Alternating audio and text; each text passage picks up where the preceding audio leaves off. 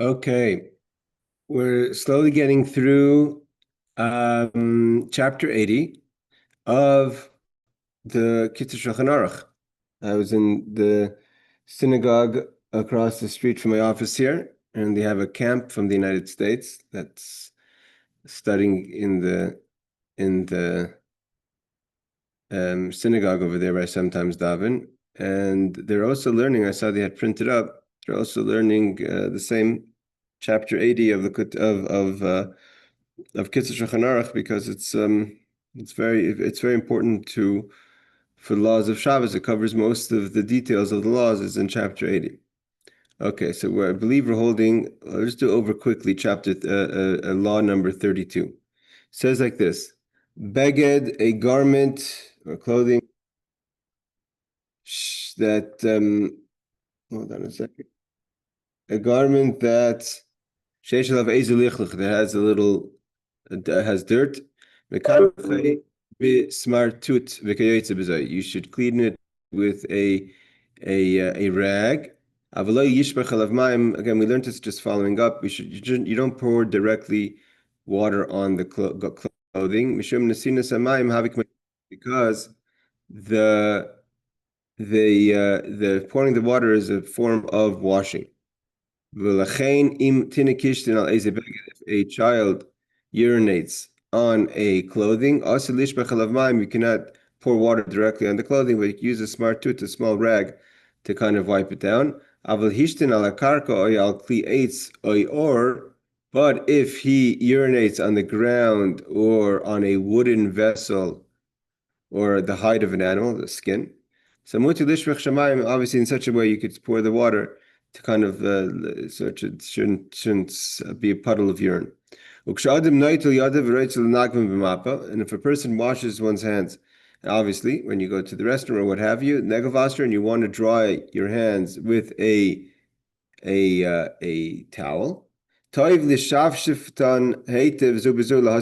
before on Shabbos to try to kind of get rid of as much water before you actually place your hands on the towel. So it should be a little or less water on your hands. Because that little water that he's drawing, because it was dirty, your hands were dirty, so that's not a way of washing. We're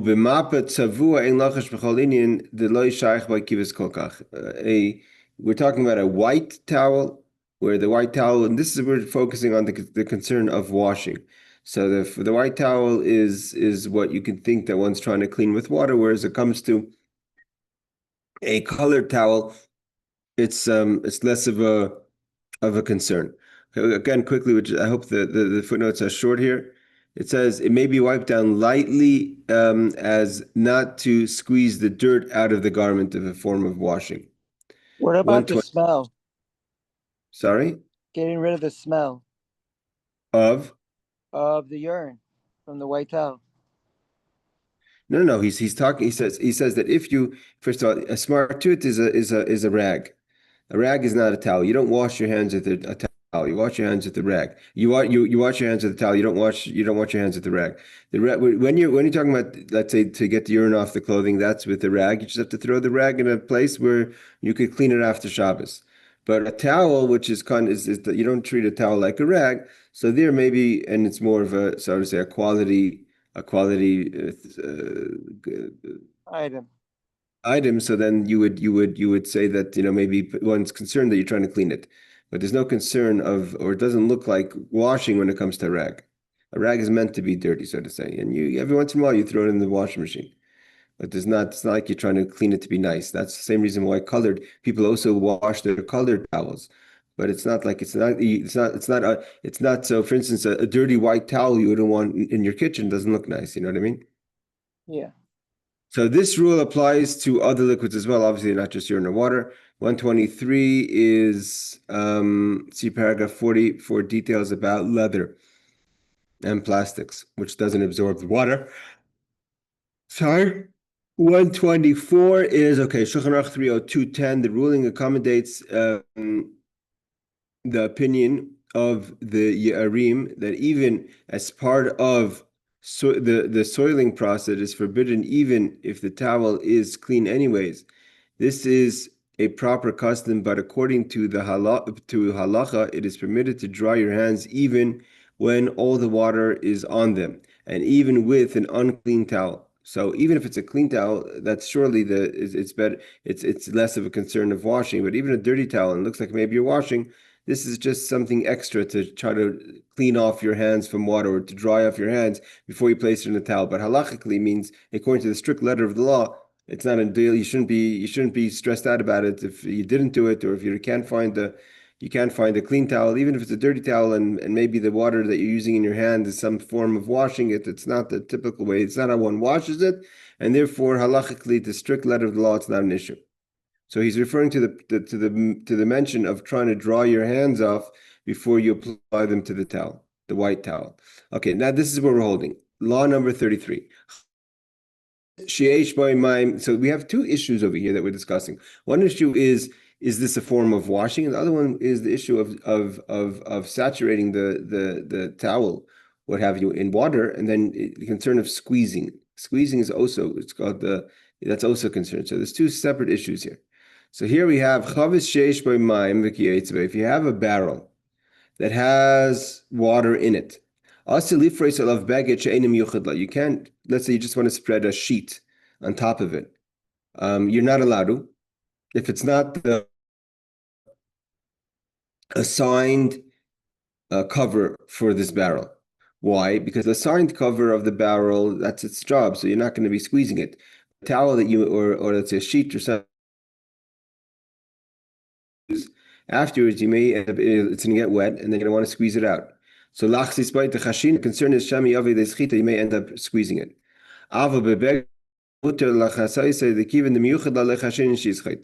So like I said before, that it's only talking about a non-typical cover. So therefore you making a makeshift cover, and therefore after you finish covering it, you may squeeze it out. But it's cover, that's what it's designed for, and therefore there's no concern that you would squeeze it out. So again, here's the concern of squeezing out. And Rebecca asked the questions. I forget if Rebecca, you asked it in the class or privately, but you asked the question about, I think it was on the class last time or a few times ago, about applying paper towels on Shabbos. So there is the idea of better using paper towels for certain things, because paper towels, and because it's not reusable, it's disposable. So it's less likely that you're going to squeeze them out. People don't squeeze out and rinse out their paper towels, where a regular towel, if let's say you have a huge spill on your floor, so you're going to squeeze out the water. Whereas if it's a paper towel, it's less likely to be squeezed out. Law number 34. This is where the question that Rebecca was asking. Let's say water spills on the table. It happens all the time, or similar situation. When he means similar, he means something that you want to dry up. So in such a case, also the do not use a garment or something that you're careful about. It means you don't want to use it just under the circumstances, the water spilled, so you're going to grab something that later you're going to want to dry out, and you're going to want to squeeze it out. The kivin dikamayim, because we're talking about a larger spill, you're going to squeeze it out, right? Sometimes people get trigger happy, and they grab first thing they could get their hand on, and they realize it's a nice towel or a nice napkin, and it was a bad move, and you squeeze it out. So Shabbos, squeeze out. So therefore, it's you have to be careful not to use a garment that you're makbid, that you're careful about, because you may come to squeezing it out. Also, there's another concern. When you have a narrow entrance of, let's say, of a vessel or a cup, that when you're trying to put in a towel to dry out the inside of the cup, the problem is, because of its narrow space, just by putting in and out the towel into that space is cause the waters to squeeze out. And that's forbidden on Shabbos. So it says, don't use a towel for cups or other vessels that they're opening the mouth, meaning to say, is now the chakam nischat, because by default, even if you don't want to, but because it's narrow, it's going to squeeze the towel going in and out, which will cause the waters to squeeze out. So law number 25. So footnote number 125. If the garment is dirty, even if it has no value, it is forbidden for soaking for soaking is like washing. So here, the Machzis HaShekel says that if so here we're talking about, again, we have two concerns here that come together when it comes to spills or stains, etc., which is the concern of washing and squeezing. And squeezing is a byproduct of washing. So it's squeezing and washing. You squeeze out garments after you wash them.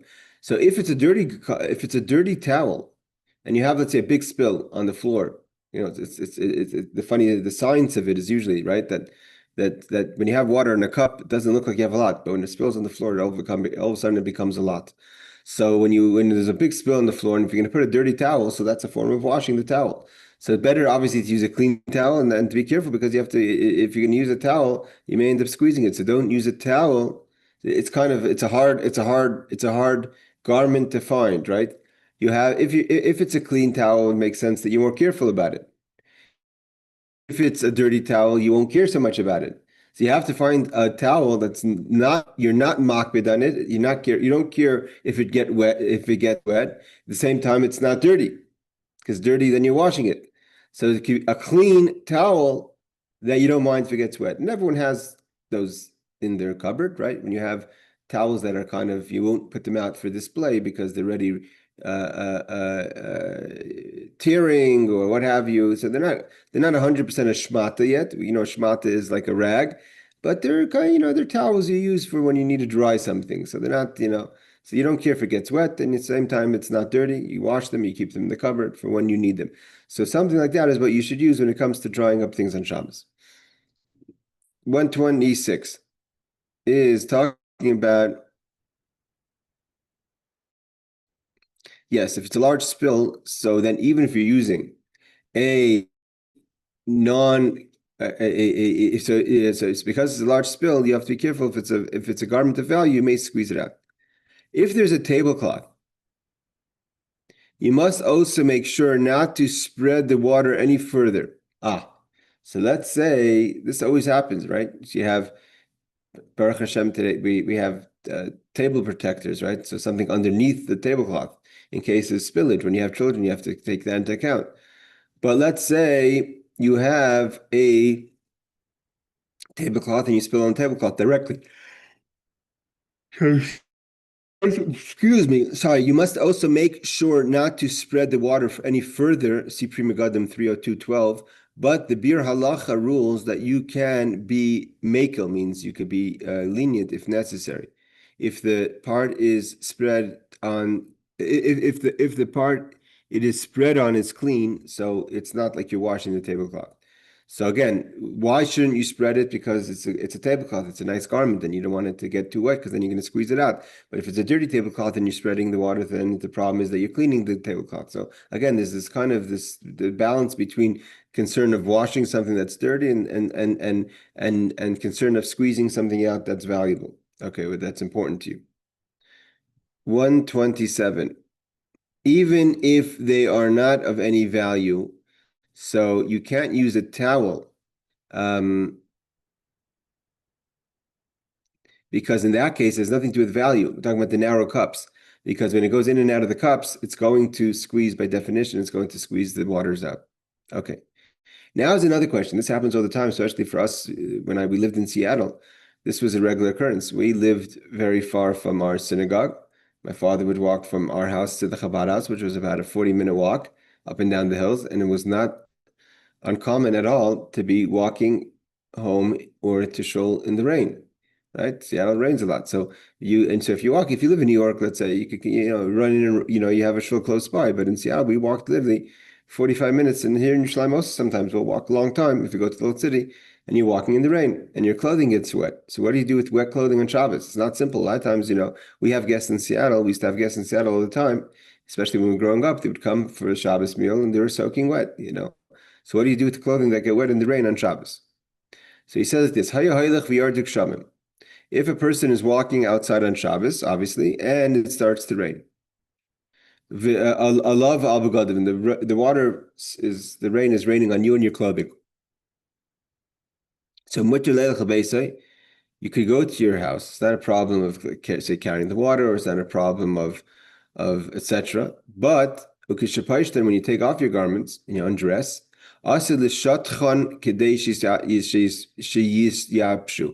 you cannot spread them out.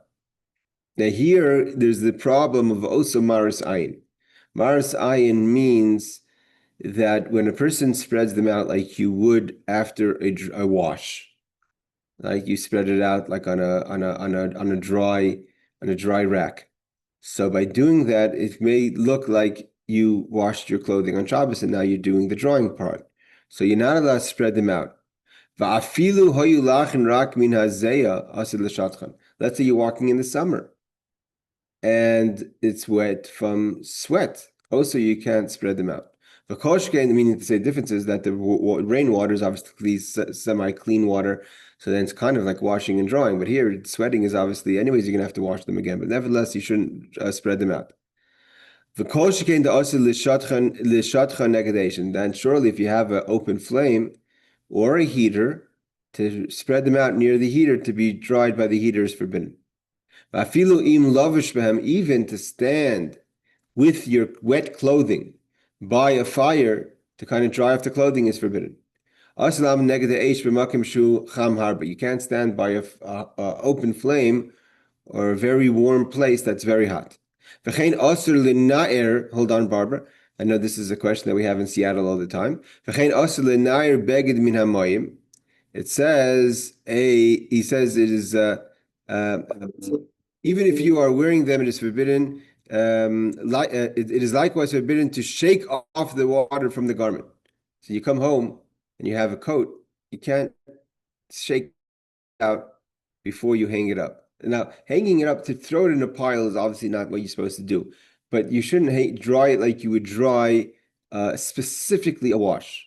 So v'chein asal nar beged min hamayim ubeged shu makbid al meimav, and let's say you have a garment. Let's say it's I was once, more than once, where I was caught off guard. In Seattle, everyone knows if it's a bad weather, you get usually heads up. It's usually overcast, and then you wear your coat, so you're not you're going into a scenario that you're prepared for.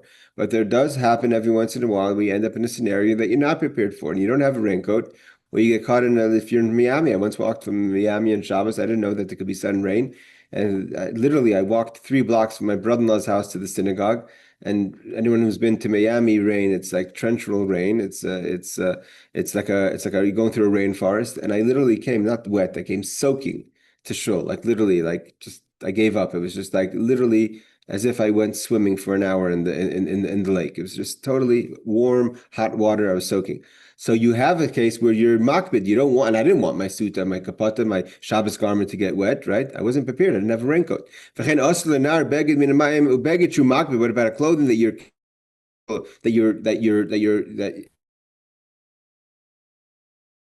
don't want it to get wet? You don't want the water to touch the garment. So then you shouldn't even carry it after you take it off. It means obviously you're allowed to take it off. Once you take it off, you shouldn't carry it because now you're really concerned about the water. Because once you're holding it, you may do something to squeeze it out. Yes, Barbara. You're on mute. Yes, sorry. I was just going to ask. So, but if you take it off and you put it on a hanger, but you don't put it with any intention of to dry it out or anything, you're just hanging it up. Is that allowed? Yeah, see, I actually was wondering about that. That's for sure allowed. Like I said, you're ruining your clothing if you just pile it up and it gets wet. It could get moldy and all that. So, and sometimes you'll wash your shirts and other garments and you hang them in the bathroom, right? A lot of people hang it on the rack on the railing of the shower and bathroom. That's one of the things that people do to hang their garments when they're after a wash.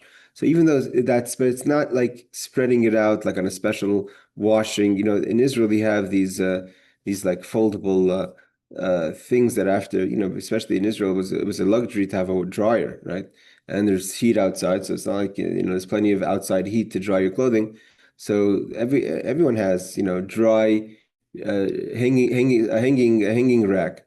So the hanging rack is not something you should hang on. But if you come in from the wet and you want to hang your coat, you have to hang it somewhere. So to hang it in You don't want to put it just on the coat rack. It's going to make the house wet. So that's not that to hang it in the shower is normal, is a regular thing, and it's a regular thing that people do when you go to a house. It's not only a form of wash and dry. So yes, I've seen it done all the time. People hang the coats in the bathroom. The reason we hang in the bathroom is that if it drips, it should go into the bath or the shower. He says, even if one is only moist from sweat. So he says, see Mishnah Brura 301 and 164 concerning infants' clothing. If they get wet, what you should do. Okay. It is forbidden to spread them out. Let's see about that, because that's really addressing Barbara's question. Someone may suspect you of washing them on Shabbos. Again, this is again, like I said, the spreading out part is a concern of Maris Ayin. Maris Ayin wasn't in the chart we learned last week. Maris Ayin doesn't only apply to Shabbos. Maris Ayin is what Maris Ayin means, what the eye sees. And there's a lot of things that a person that the Torah says you shouldn't do because the perception you give off by doing it. So in this case, right, if you were to hang your wet garments on a dry rack, you didn't wash it, you got wet in the rain. But someone who walks by your house and sees especially you're not allowed to hang it out outside, so sees that there's a dry rack with clothing, may think you did a wash that day.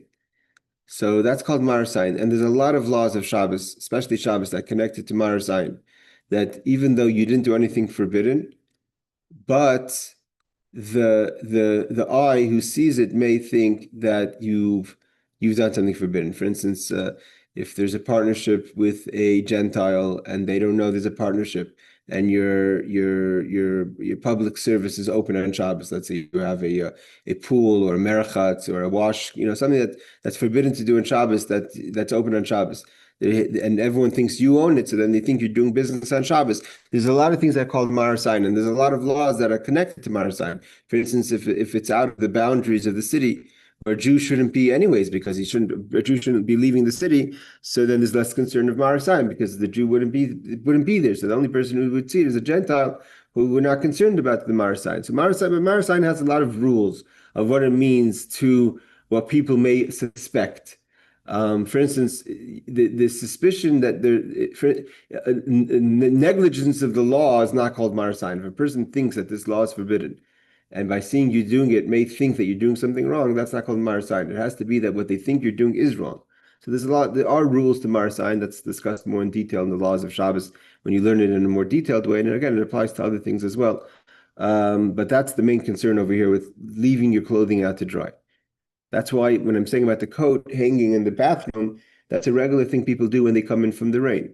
Okay, this is similar to squeezing out the water, which is what the issue is here. Likewise, forbidden to shake off the water from the garment. Okay, and then if you have something that you didn't want to get wet, only when it is very wet, where we're afraid you may do so.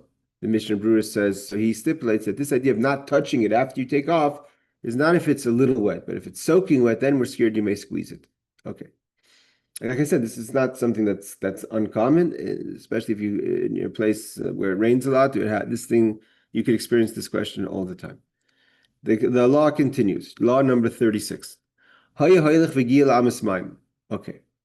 Let's say again, this is the question of washing and drying.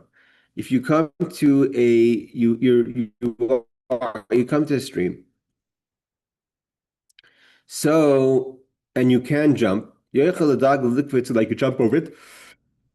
Afilu hu rechava, even if it is a bit wide, and maybe you missed the jump. And again, Shabbos, you have to be careful to walk unnecessary steps. Again, not to do things like in the week. So then it's better to jump than to walk around. Because then you're walking extra. Let's see the footnotes about that in a second. But you can't walk through the stream. Because then your clothing got wet, obviously very wet, and you're going to squeeze them out. And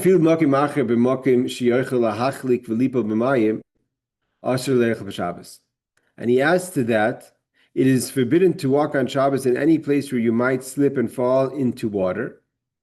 because then again you may squeeze it out. Also, you shouldn't go in a place where you may fall in. Shemi yishru begada v'yave lidei schita, may be you get your clothing soaked and you will squeeze them out. Yes, Rebecca, you're on mute. I'm not sure if I knew that you're not supposed to take extra steps. So does that mean like, okay, like to go to my parents' shul, there's one route that's like more flat but longer, and then another route that's shorter, but it's like a steeper hill. So does that mean that you have to take the shorter route, even though if you don't want to take a steep hill, like what if it's like a little something that's like a little bit dangerous? Like you have to take the shorter way So, always? so I have to look up more details than how it says over here. It doesn't give us more details than 3013, but but what you have to understand what we're talking about over here is in a case that if this same scenario happened during the week, you would jump over the stream. But because the concern of getting wet is there, so you're thinking about maybe walking around. So it's kind of Shabbos that's causing you to walk extra, that a walk that you don't want to do. So then in that case, it's better to jump over than to walk around. But during the week itself, if you were to walk to your parents' shul, you would walk the longer route because it's the easier route, then that's the way you would walk it. Means over here, it's not that Shabbos is causing you to walk longer, it's the difficulty of the hill. So then that's the way you walk, that's your way of walking it. No one's saying you have to climb and hurt yourself or stress yourself out. Here we're talking about where you have to make a decision based on what you wanted to do, what's called Shabbosdik versus getting wet. So it's the reason you'd walk around it is a Shabbos concern, not because you're scared to jump it. If you're scared to jump it, or you're elderly or not able to jump it, definitely you have to walk around it because you wouldn't jump over it in the week either. So we're talking about in a case where during the week you would go one way and it's Shabbos causing you to go another way, then go with the shorter way than the long way. But if it's something you wouldn't do in the week either, then it's nothing to do with Shabbos. It's not that, So that's the concern here. yeah, but what about in a case where like you're not sure if your friend is home for Shabbos or not? She may be away, but in case she ended up staying for Shabbos, you want to like stop by the house to visit. So like let's say there's only a 25% chance that she's home. Are you not allowed to go because if she's not there, then it's extra steps? No, no. Again, I think what we're talking about here. Listen, if someone that doesn't say anywhere you're not allowed to take a walk on Shabbos, everyone takes a Shabbos walk because that's part of Oneg Shabbos. It's part of enjoying Shabbos. We're talking about kind of doing something. The reason you're walking around is annoying to you. You don't want to Oh, walk I around. see.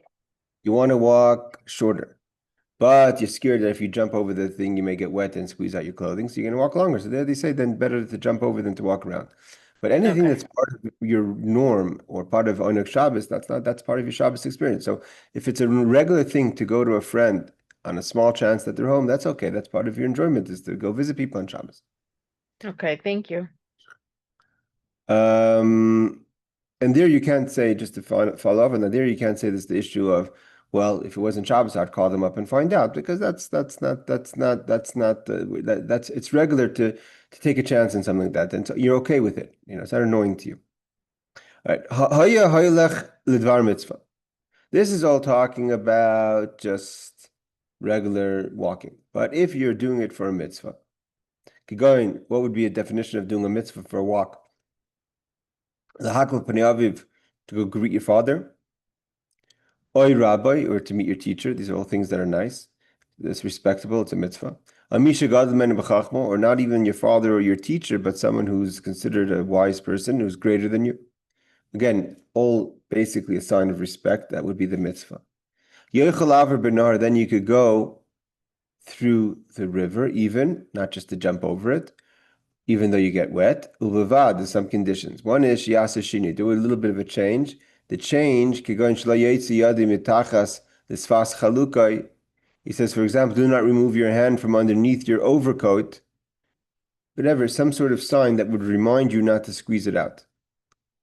Kadei sheyiskar, so you should remember v'liyavi l'schita, you shouldn't squeeze it out. So we have a lot of things that are Shabbos that if you could figure out a way to remind yourself not to do it, that's why we have a lot of people put on things on the lights, something to remind you that you shouldn't do the transgression. So over here, there's a mitzvah. So the mitzvah overrides the concern that you may squeeze it out, but to enhance and to add to lessen that concern is to do a shinui, to do something different, and that difference will keep you focused that you shouldn't squeeze it out by mistake. Next thing is also make sure that you're going on to meet your father, your teacher, someone smarter than you. Don't be wearing sandals, which are not good walking shoes. Because you can't properly tighten it because it's a sandal versus a shoe. Here the concern is it may, because you're walking through water and something may happen, the strap may break, what have you, and then you can end up carrying the sandal. So better if you're walking in a way that you're walking through the water, and water is a kind of environment that it's more likely than just a regular stroll that your sandal would rip because you don't see where you're walking. It's water, etc., etc. It's slippery. So better make sure you wear good walking shoes even if you're going to do a mitzvah. With proper walking shoes, it's okay. And here there's another interesting thing that the halacha adds. Because the whole trip was mitzvah based, and this we find in Shabbos many times, so you're even allowed to walk back after you've performed the mitzvah, after the mitzvah, right? So a person may say, well, now I can't walk back because I performed the mitzvah, and there's no mitzvah in my returning home, so I can't go through the river. So I'm stuck, right? So it says, no, you can walk through the river on the way back. Why? Because you're not going to go there if you can't walk back. So we find that many times in halacha, that when we permit something, we make a full package. You're not going to say, well, you can only go one way. This doesn't apply to everything, but this is something that's taken into consideration. For instance, if you're allowed to go with your wife, there's always the question of taking a taxi or an ambulance, depending whatever, to the hospital. And after whatever the surgery, let's say the baby was born, it's not positive, a baby's born, the father wants to go home, you can't take a taxi home because the taxi was permitted for that circumstance. And not every time do we say that the way you left is the way you come, because over here there's a gezerah. You're not doing anything forbidden on Shabbos. You may do something forbidden by drying out your clothing. Okay, so he continues, he says like this.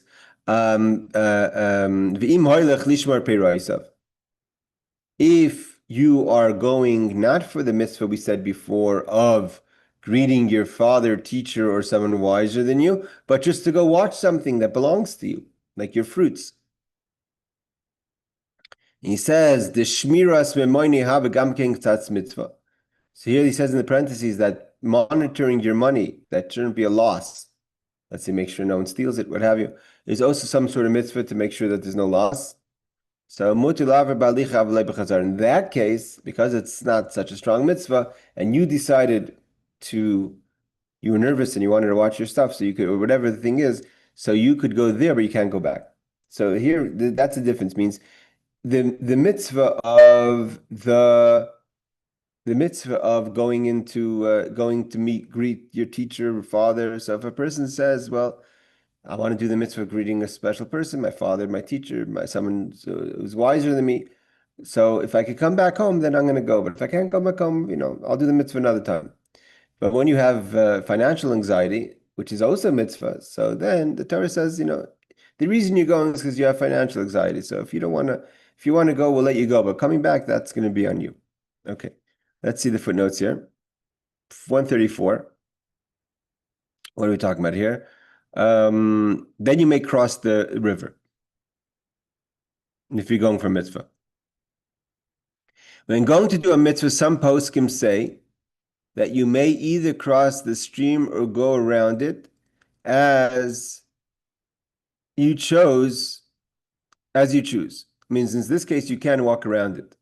Most poskim rule that it is better to go around the stream, even though you're taking extra steps, and during the week you would walk through the water, because in this case you have options, so the concern of walking extra steps is less. Okay. 135, about difference between shoes and sandals, that's Shulchan Aruch 3014. Okay, that's the footnotes on this law. Okay, he continues. Let's do a few more laws. We'll open to questions. Tit shal bigdoi. If you have mud on your clothing, that happens, right? Im hulach, if the mud is wet. So it says migordoi b'tziporin oy b'sakin. It may be scraped off with a fingernail or a knife. Avlam yavesh, but if it's dry, and then it's going to be it's hard, and then when by taking it off, it's going to be you're going to be grinding it, so to say. Also, the garde mishum have a and then it's a problem because it's like grinding, and grinding is forbidden on Shabbos. Okay, this happens sometimes. So he says to use a fingernail or a knife to the kind of like mud and kind of take it off is okay. 136. The act would be rabbinic prohibition, thus it would be permitted to tell a non-Jew to do it in order to avoid embarrassment. It means because it's a rabbinic concern of maybe grinding the mud, and you don't want to walk around with the dry mud on your clothing. So in that case, it's permitted to ask directly a non-Jew to do it for you if you have that ability of the embarrassment of wearing the clothing when it's dirty. Okay, what's grinding? He says in 137. This applies only when there is a clod of dirt and not just a spot of dirt. He says why? He says, so says the Mishnah Berurah says, it's forbidden to rub off a spot of dirt because this is considered cleaning. Okay, so that itself is cleaning if it's a spot of dirt. Listen, if it's wet, it hasn't kind of yet went in, so to quickly take it off. But if it's already hardened, so the Mishnah Berurah says you can't do it. But others say that it only applies if it's a clod of dirt, not a spot of dirt. Let's do, I think, one more law. What's number 32 and 30, 32, 39 and 40? This continues with, okay, let's see how far we could get here. It says, Beged shachar, a black garment, asel nari min hashaleg, and you have snow on it, oimina avak, or from the dust, because it's like cleaning. Aval hasir mi olav hanoitzais biyade, but to take off feathers that go on a black garment, it's white on black. Mutter v'yesh choshen kamazais. Some who are concerned about this as well. Let's see the footnotes on this. If the snow has not melted, it is permitted, but then it's considered as feathers. But if it melted, kind of then to shake it off is a problem. Again, it's more noticeable with a black garment. 132, the feathers are not embedded in the fabric, so it's less of cleaning. All right. One more. These are all scenarios that we deal with all the time, or sometimes. Tit shal raglav emin. If you have mud on your foot or shoes, you could take something that's permitted to hold, means not muktzah. You're allowed to use it to take off the mud. Or to wash it, or to kind of dry it, like to rub it on a beam. But you may not wipe it on a wall, we'll see why in a second, or the ground. But in a difficult situation, it's not just mud, but it's actually dung.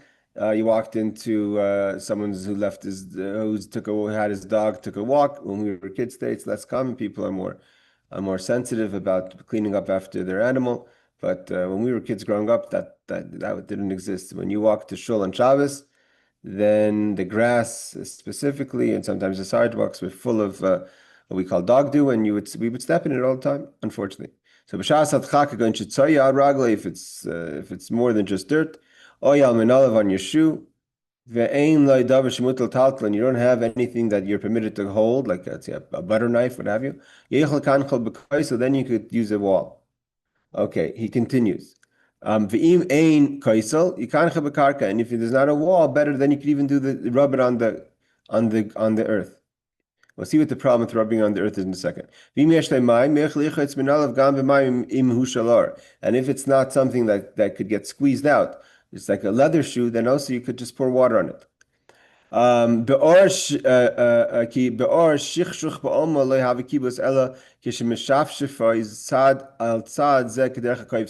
He says leather just to pour water on is not considered washing unless you're really rubbing it against each other, which is the way they wash the leather. But a knife is not permitted. Only a permissible article. We'll see in a second the difference why a knife not. To clean shoes. He said on clothing you could use the knife, but not on the shoes. V'abarza shlefnei habayis she'asu lekach. Im hu chad asu legarroi v'im eni chad muter. He says if there is some people had in the front of their house a little piece of metal that is specifically in the front of the house to kind of clean your shoes before you walk in. If it's sharp, you can't use it. If it's not sharp, then you can use it. Okay, let's find out what this whole law is about in 140, and we will stop here after that. 140 is like this. So then they may not be wiped on the wall. Why? This applies only to a stone wall, but on a wooden wall is permitted because a wooden wall is like a beam. It's forbidden. That was a Danian. It is forbidden. It is forbidden on a stone wall because it appears as though you are adding to the wall. It's like kind of you're putting more cement into the wall. People would use mud to help strengthen the wall. So it's like you're building on Shabbos. So that's not true. That's why we can't do it on a stone wall. But he says 141. Why can't you rub it in the ground? So we know why you can't rub it on the wall. Why can't you rub it on the ground? For by doing so, you may fill up a hole in the ground, and that's also a kind of prohibition on Shabbos in doing work in the ground.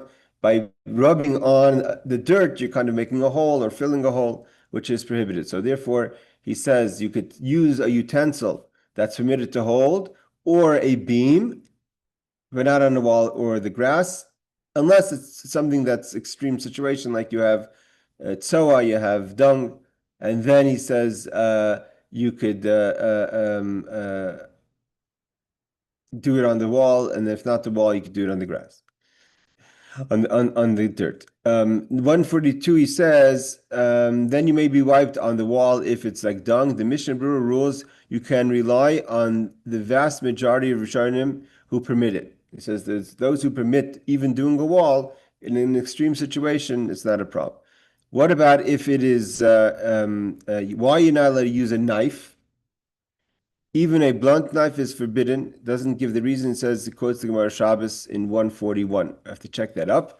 And 144 is talking about the metal in front of the house. So he says, if it's sharp, if it is sharp, it is prohibited as the blunt edge of a knife. Hold on. Which part is if the iron post in front of the house that is made for cleaning shoes is sharp, then it's prohibited because then it's like a knife. So he says what is considered sharp on something like that, even the blunt side of a knife. I mean, obviously, no one has a razor sharp piece of metal in front of the house. That'd be extremely dangerous, right? So even if it's like a blunt knife, which is not so dangerous, if you step on it, it won't cut through your feet. But the knife is not allowed to be used on Shabbos to wipe the clothing. I have to check. I checked it, and when I prepared this class a few weeks ago, and it's slipping my mind why, I will check it again and post it on the group. Okay, let's just do one last one because it deals with these laws, and then we go on to the next issue. Niskalkal yada b'tit. What happens if your hands get full of mud? Lo yikanche b'mapesh mekanche b'yadayim. The chashin and shem yichabsa. Don't wipe your hands on a clean towel or a towel that you use, because then we're scared that once you wipe it, you're going to clean the towel. Okay, so let's see 145. The Rambam, but you may use a rag that you are not concerned with, that you're going to clean it, the rag that you don't care about. Okay, so this basically finishes the laws of dealing with dirty clothing. After that, we're going to get into dyeing clothing or dyeing foods, like using saffron in cooking. And then the questions of weaving, tying knots, shoelaces, making a tie, all these things we're going to discuss. Again, this is a long chapter. I figure if anyone has any questions on what we learned on today, let me know, and that was a good time to ask.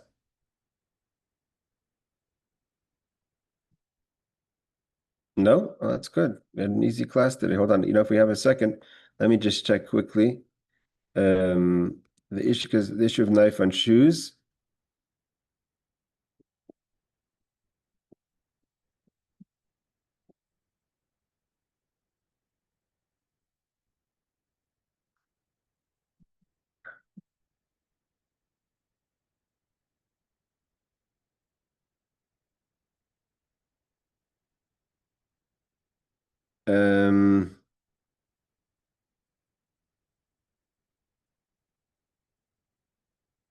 Okay, I'm gonna check this properly, and I can do this offhand. And I'll post it on the group. We'll discuss it next week for the live. All right, everyone. Thank you so much for joining. Laila Tov, Erev Tov. Stay safe. And for those I don't see before Tisha B'Av on the class, have a meaningful fast. Hopefully, we don't have to fast with the coming of Mashiach. Take care. Thank you, Rabbi. Thank you. Welcome.